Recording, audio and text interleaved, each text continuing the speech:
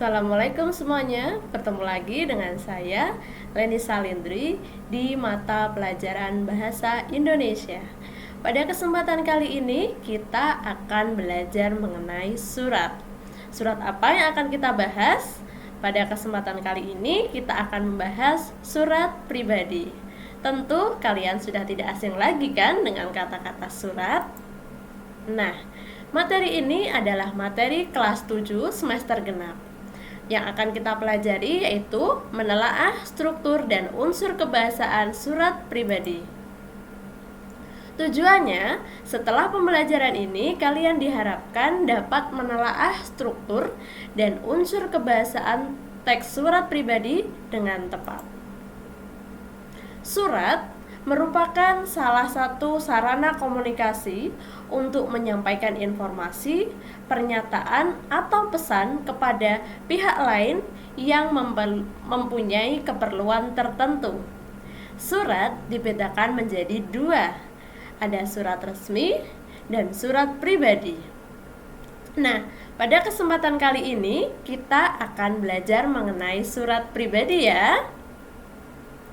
Surat sebenarnya berfungsi untuk sarana komunikasi, tetapi ada fungsi-fungsi surat yang lain. Yang pertama, sebagai alat bukti tertulis, yang kedua, sebagai alat pengingat, yang ketiga, sebagai pedoman dalam bertugas atau dalam melaksanakan kegiatan, dan yang keempat, sebagai bukti sejarah atau sebagai suatu kenangan. Surat pribadi adalah surat yang ditulis atas nama pribadi atau perseorangan. Fungsinya bisa ditujukan kepada perseorangan ataupun instansi. Instansi itu apa, Bu? Instansi adalah lembaga. Nah, surat pribadi yang ditujukan kepada perorangan atau keluarga disusun dalam bentuk tidak resmi, baik bahasa maupun struktur penyusunannya. Contohnya, surat perkenalan, ucapan terima kasih, dan permohonan maaf. Sedangkan surat pribadi yang ditujukan kepada instansi disusun dalam bentuk resmi. Contohnya, surat lamaran kerja, ini nanti akan kalian pelajari ketika kalian kelas 12 SMA. Kemudian ada surat jual beli dan surat izin. Itu ditulis secara pribadi tetapi ditujukan pada instansi. Perhatikan contoh surat berikut. Boleh dibacakan ya. Ungaran 20 Maret 2021. Sahabatku Galuh Permani di Ungaran. Salam persahabatan. Hai, apa kabarmu? Bagaimana keadaanmu di sana? Semoga senantiasa sehat serta bahagia.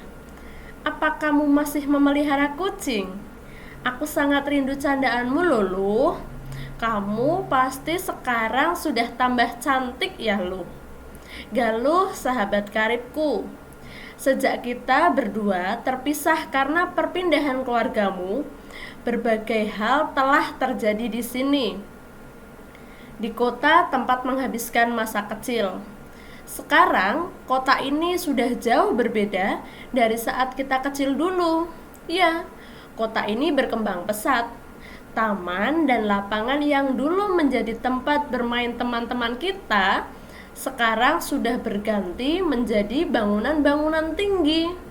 Gedung bertingkat yang berubah fungsi menjadi mal atau tempat berbelanja.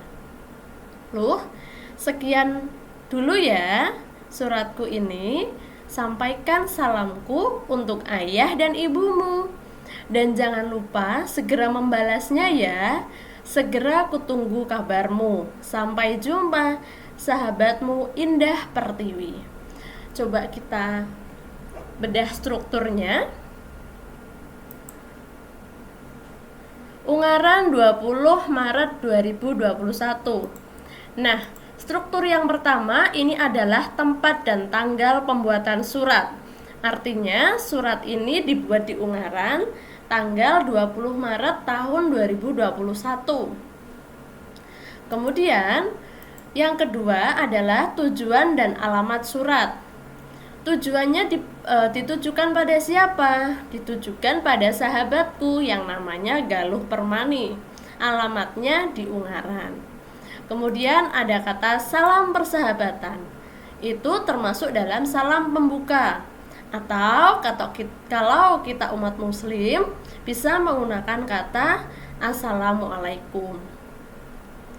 Kemudian paragraf awal, hai apa kabarmu, sampai kata kamu pasti sekarang sudah tambah cantik ya loh, itu masuk ke dalam pembuka surat atau paragraf pembuka. Kemudian Galuh sahabat karibku, sejak kita berdua terpisah hingga kata tempat berbelanja itu masuk ke dalam bagian isi surat. Nah, yang terakhir itu ada sekian dulu ya suratku ini, sampaikan salamku untuk ayah dan ibumu. Itu sebagai penutup surat. Kemudian ada kata sampai jumpa. Kalau tadi di awal ada salam pembuka, berarti sampai jumpa ini adalah salam penutup. Di bagian terakhir atau bagian ekor ada nama Indah Pertiwi. Ini adalah si pembuat surat. Nah, struktur surat hampir sama dengan struktur manusia. Ada bagian-bagiannya, ada kepala, ada leher, ada badan, tangan, dan kaki. Begitupun surat. Kalau di surat pribadi, susunannya atau strukturnya, yang pertama tempat dan tanggal surat, yang kedua tujuan atau alamat surat, yang ketiga salam pembuka, dilanjutkan dengan pembuka surat, barulah ke bagian isi, kemudian ada bagian penutup, kemudian salam penutup, dan yang terakhir ada tanda tangan dan nama jelas si pengirim surat. Setelah bagian-bagian ini kita akan belajar mengenai unsur kebahasaan. Apa saja sih unsur kebahasaan surat pribadi? Nah, unsur kebahasaan surat pribadi itu ada 3. Yang pertama, menggunakan kata sapaan. Apa itu kata sapaan? Kata yang digunakan untuk menyapa. Dalam surat tadi, ada nggak sapaannya? Tentu ada. Nah, ada kata Galuh sahabatku. Ada kata lu sekian dulu ya suratku ini. Nah, itu juga menyapa si Galuh.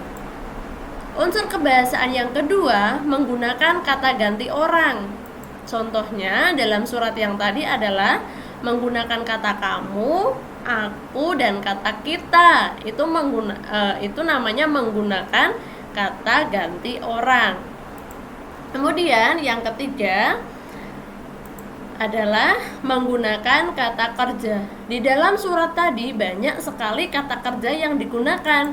Contohnya apa, Bu? Nah, ada kata memelihara, menghabiskan, berkembang, bermain, berbelanja, dan membalasnya. Masih ingat ya? Ada berapa unsur kebahasaan surat pribadi? Betul, ada 3. Yang pertama menggunakan sapaan, yang kedua menggunakan kata ganti orang, yang ketiga menggunakan kata kerja. Demikian pembelajaran pada hari ini, semoga kalian mendapatkan manfaat. Sekarang boleh ditanya, bagaimana sih perasaan kalian setelah mengikuti materi ini? Apakah bahagia? Atau tersenyum?